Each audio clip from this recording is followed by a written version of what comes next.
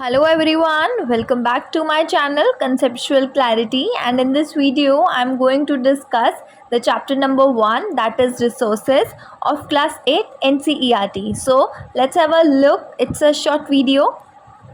So what are resources? Resources यहाँ पे क्या होते हैं?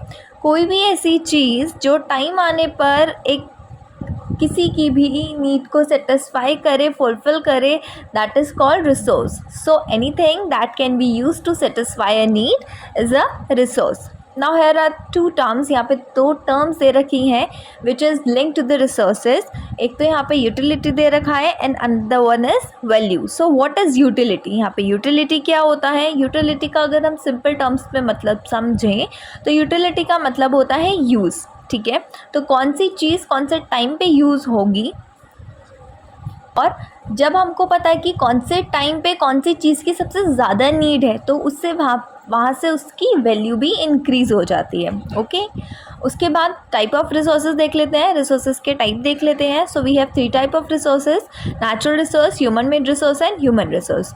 सो what are natural resources? Natural resources क्या हो गए? नेचुरल रिसोर्सेज वो रिसोर्सेज जो हमको नेचर के द्वारा मिले गए हैं, जो हमको नेचर ने दिए हैं. ठीक है.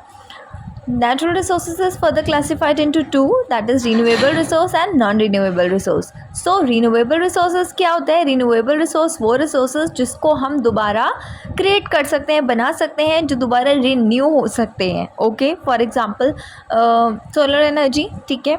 उसके बाद नॉन रिन्यूएबल रिसोर्सेज. तो नॉन रिन्यूएबल रिसोर्सेज क्या हो गए? वो रिसोर्सेज जो दोबारा रिन्यू नहीं हो सकते, दोबारा नहीं बन सकते, या फिर अगर बनेंगे भी तो बहुत टाइम बाद, बहुत लंबे समय के बाद, बिलियंस ऑफ ईयर्स बाद ये क्रिएट होंगे. फॉर एग्जांपल इसका है फॉसिल फ्यूल्स. नाउ सेकेंड देख लेते हैं human made resource. Human made resources कौन से होते हैं? वो रिसोर्सेज जो ह्यूमन बीइंग द्वारा बनाए गए हैं, जो ह्यूमंस के द्वारा बनाए गए हैं.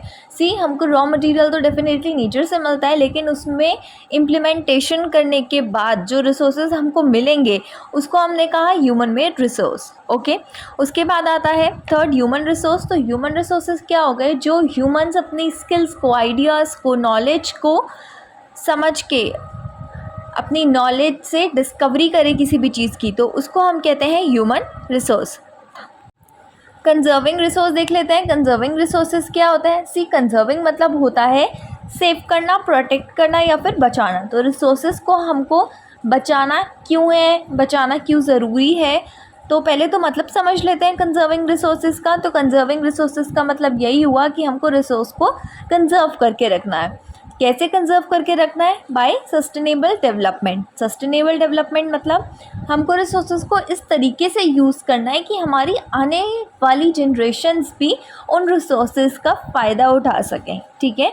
सो balancing the need to use resource and also conserve them for the future is called sustainable development. Okay, now third one here is stock of resources. Stock of resources क्या होता है? जब रिसोर्सेज हमारे पास बहुत अबंडेंस में हो, बहुत ज़्यादा स्टॉक में हो, that is called stock of resources. I hope you all guys like this video.